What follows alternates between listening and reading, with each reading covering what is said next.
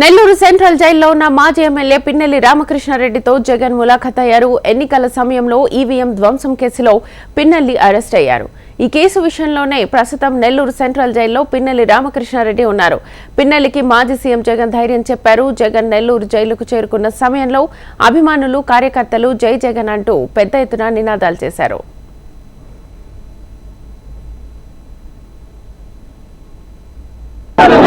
పిన్నెల్లి రామకృష్ణ మీద ఏకంగా 307 అంటే అటెంప్ట్ మర్డర్ లాంటి కేసులు పెట్టి ఏ రకంగా అన్యాయంగా తనను జైల్లో నిర్బంధించడం జరుగుతా ఉందో కూడా చూస్తా ఉన్నాం. ఈరోజు రాష్ట్ర వ్యాప్తంగా కూడా ఇదే కార్యక్రమాలు జరుగుతూ ఉన్నాయి.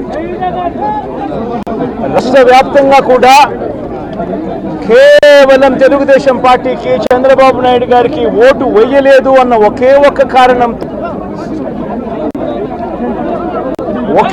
కారణంతో ఏకంగా ఆస్తులను ధ్వంసం చేస్తా ఉన్నారు, దొంగ కేసులు పెడతా ఉన్నారు. వీళ్ళే కొడతారు, మళ్ళీ వీళ్ళే అటువైపున ఉన్న వారి మీద వాళ్ళు కొట్టారు అని చెప్పి కేసులు పెడతారు. ఈరోజు కేవలం తెలుగుదేశం పార్టీకి ఓటు వేయలేదని, కేవలం చంద్రబాబు నాయుడు గారికి ఓటు వేయలేదని, కేవలం ఓటు వేయలేదన్న ఒక్క కారణంతో ఆస్తులు ధ్వంసం చేస్తూ ఉన్నారు, మనుషులను కొడతా ఉన్నారు, కొట్టి మరి కేసులు పెడతా ఉన్నారు. ఇంతటి అన్యాయంగా రాష్ట్రాన్ని రావణ కాష్టం చేస్తూ ఉన్నారు.